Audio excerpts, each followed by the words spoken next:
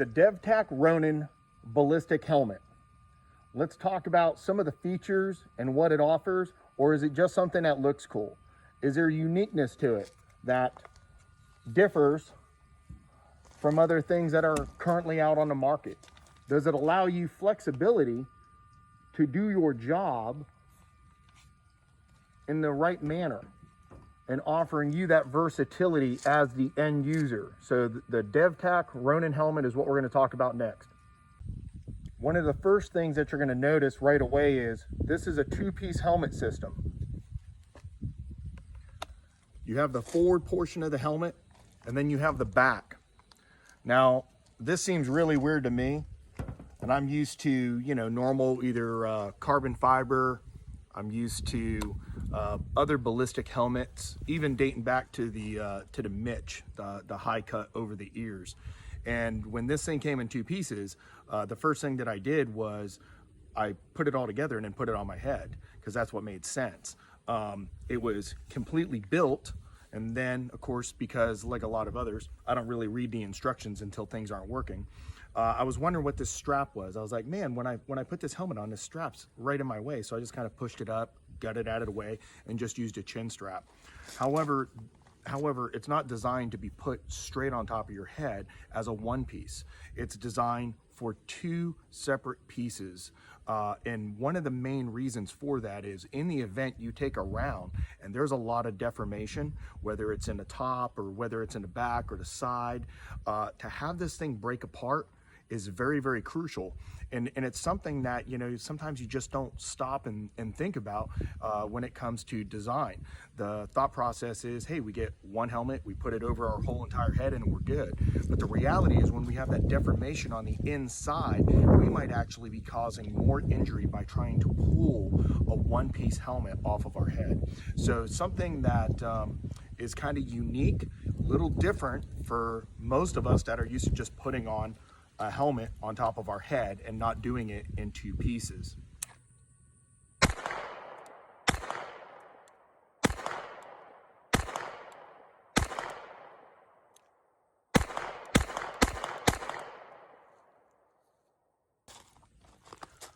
Let's kind of do a little bit of a walk around with this particular version that I have here.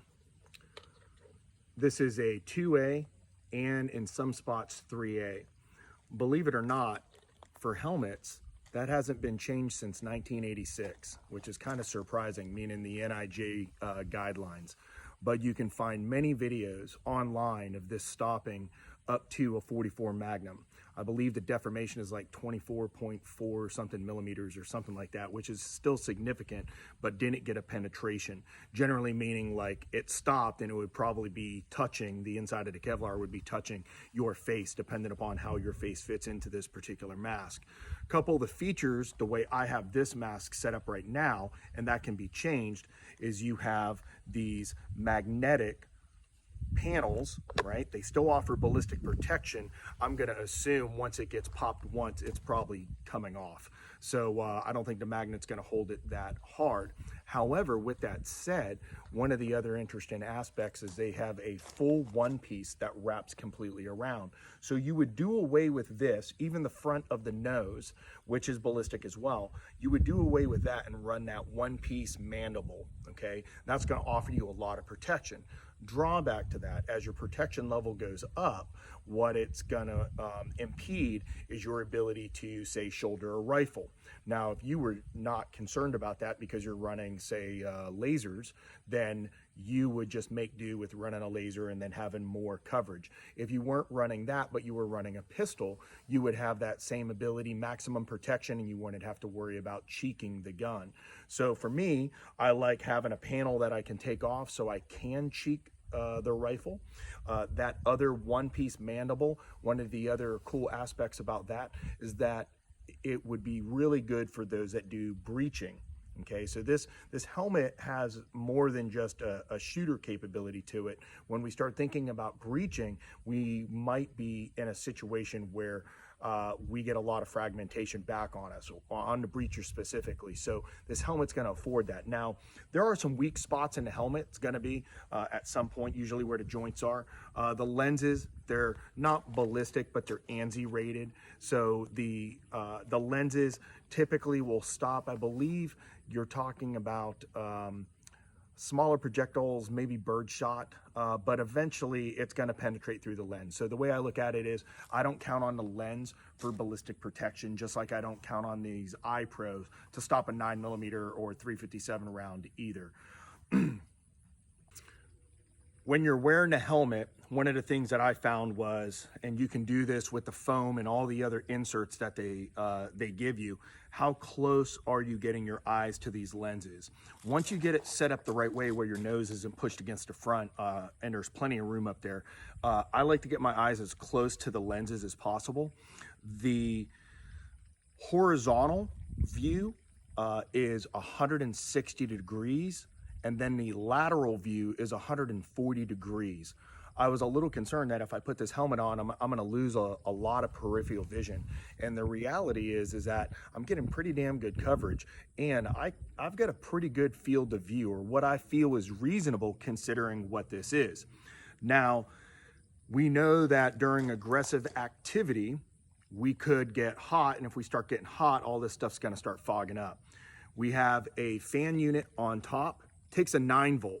I did think that was a little weird. It's kind of a weird battery. It's one of those batteries where you're gonna have to go to the store to get one because you probably don't own anything anymore that has 9 volts. So I wish the battery was changed out to something more current, especially like a 123.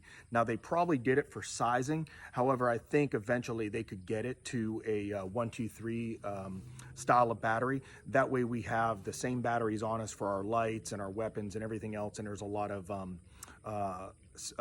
consistency there in that. The lenses take AAAs.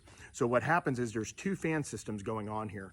One that's like cooling everything down so you're not fogging up, but then the lenses can still be an issue. So what they do is on the right-hand side here, we have separate controls for the lenses, just the lenses itself, which I think is a real big plus, and you need them. I was wearing this in some pretty humid climates, and if you don't turn that on, you're gonna have a little bit of an issue.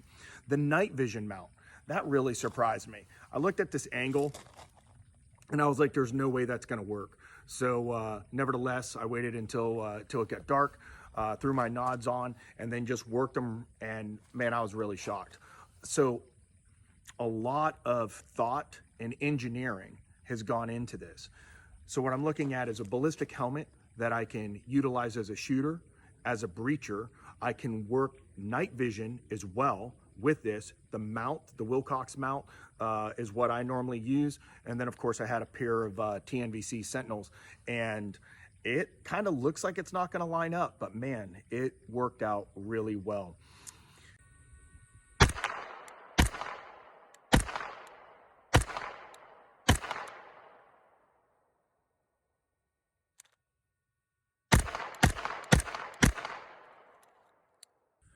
You also have side mounts right here for any type of weapon light, IR light, or some type of light that you may need to put on there as a backup. They have it on both sides. You can take it off if you want. The helmet, the biggest thing that I'm going to tell you is if you end up getting one of these, before you pull it out, okay, just grab the instruction manual and look at it real quick. There's so many different things that come with this that it's going to be a little overwhelming. But if you look for a second at the manual, which they have online, you can print one off. Take a look at that, and then you'll see like proper procedures for all this different stuff, where the batteries go, how to change out the lenses. So right now, I was really shocked. These lenses, I was surprised how decent they are in low light, no light. Now I had them send me a set of clears, and again, the system of pushing these out, switching the lenses are really pretty simple. But this is the TAC Ronin helmet ballistic version. You can see right there the controls, kind of full 360 around. And here's my last thing on this. There's going to be probably a lot of people that think this is a joke. My thing is, this is a step in the right direction of where we want to be going. And if this is the first take from this company, I can't see what take number 2 or 3 is going to be, or where else they may take us as a gun community, where that's going to lead next. Because if you think about it, this is their first, call it, out of the box try, and there's always going to be a couple little things that you wish you had, but you can't build a custom helmet exactly for everybody. But I think they have done a good job for those that might need this from a shooter capability or a breaching capability. And I think that they're going to be one of those companies to where in the future we're going to want to watch out to see what they come up with next.